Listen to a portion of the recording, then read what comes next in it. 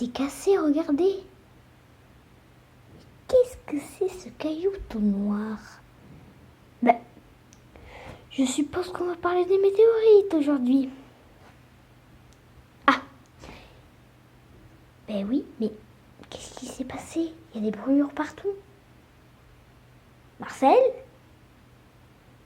Oh, Marcel!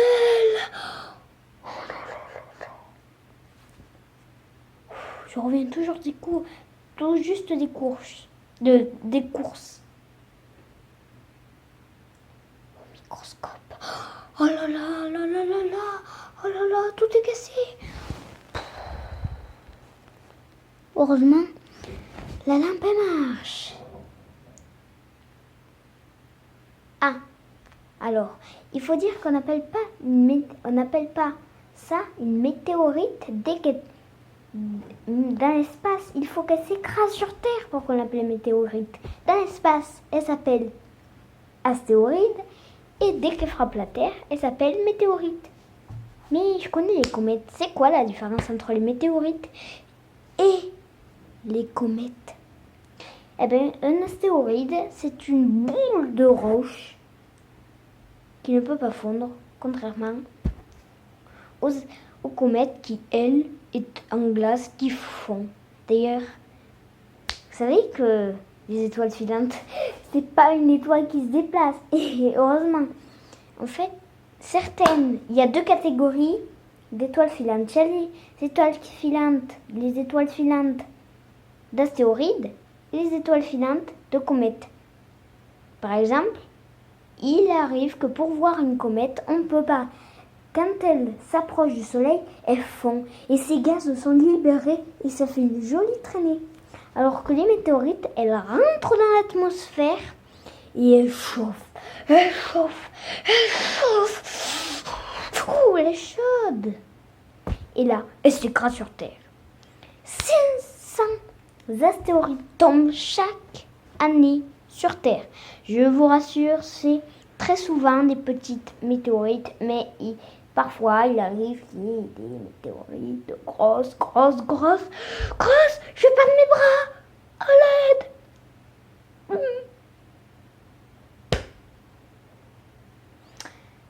Alors, il y a tellement de choses à dire sur les astéroïdes. Vous savez qu'il y a un astéroïde qui contient de l'or et il contient des milliards de trillions, fait plein, une énorme quantité d'argent. D'argent. Vite, direction la fusée. Oh mais, dans l'épisode où il y avait des fusées. Oh non.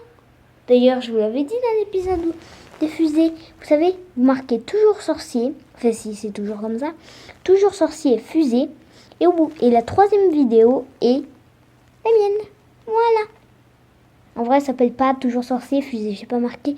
J'ai mis un logo. J'ai marqué NASA et SpaceX. Alors. Heureusement que ça s'est bien passé le décollage de SpaceX.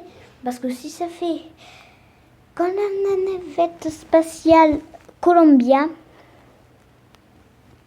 ça va être dommage. Mais heureusement, ça va. Et puis, c'est pas une navette. Maintenant, c'est une capsule. Ah!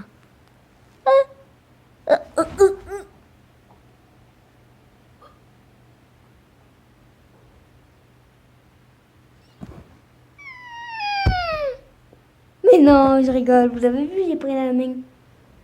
C'est quoi ça? Oh! Elle est tombée là. Encore une météorite. Marcel, tu t'es garé au mauvais endroit. Oh, mais il est parti, Marcel.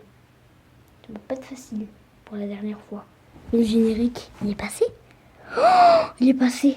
Comment il va faire? Qu'est-ce qui s'est passé?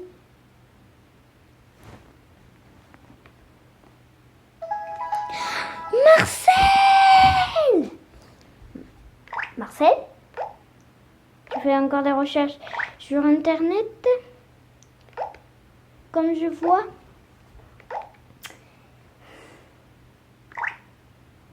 Marcel!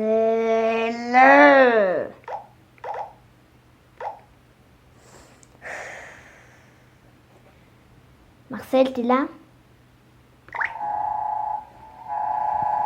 C'est bon. Il est toujours là, Marcel.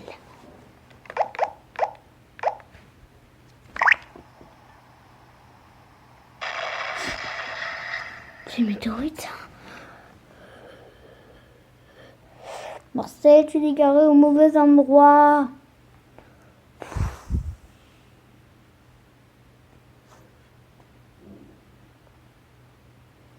Ah, il faut que je vous dise comment reconnaître les astéroïdes.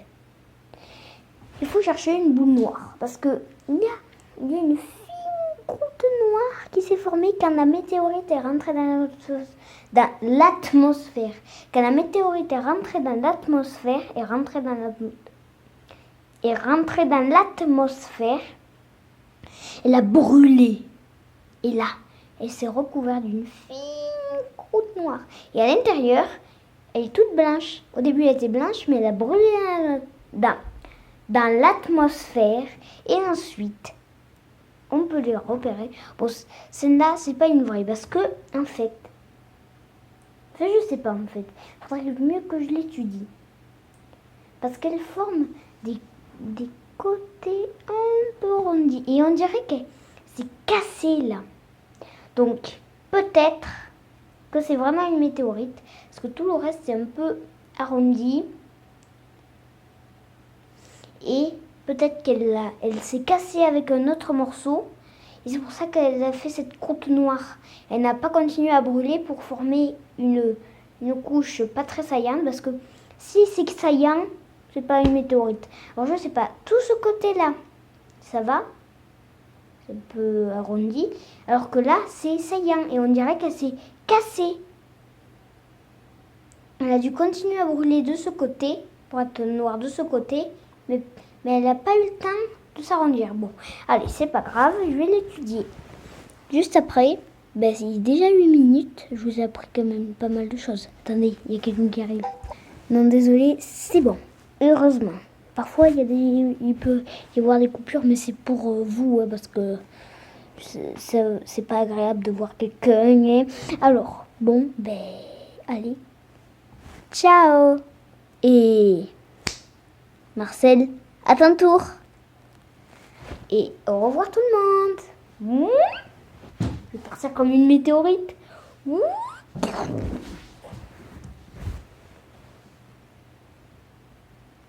Désolée, j'ai oublié de quelque chose à vous dire. Il y a une ceinture d'astéroïdes dans l'atmosphère.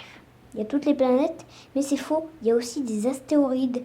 Et beaucoup plus loin, du côté des planètes de glace, il y a une ceinture de comètes. Alors les astéroïdes, il arrive qu'avec une collision d'astéroïdes, il y ait plein de petits morceaux qui vont très vite et qui quittent la ceinture qui est normalement retenue par l'immense, énorme, plus grosse que la Terre, Jupiter. Elle a une énorme attraction qui retient tous ces astéroïdes. Mais entre une collision entre deux astéroïdes, plein de petits morceaux d'astéroïdes relâchés. Et du coup, il arrive qu'elles traversent, elles font une boucle, Terre, et on va dire que ça c'est le Soleil. Vous savez le truc vert là, vous voyez le truc vert. On va dire que ça c'est le Soleil, la Terre. Le bout de mon doigt, c'est un astéroïde. Il tourne autour du Soleil et il croise la Terre. Et un jour, les scientifiques savent que ça va arriver. La Terre va entrer en collision avec un astéroïde. Mais ça, c'est dans des millions, voire des milliards d'années. On a le temps, hein? Un peu beaucoup même. J'ai le temps de vous expliquer beaucoup de choses, non? Allez, au revoir. Et encore au revoir. Je file comme une comète. Ou un astéroïde.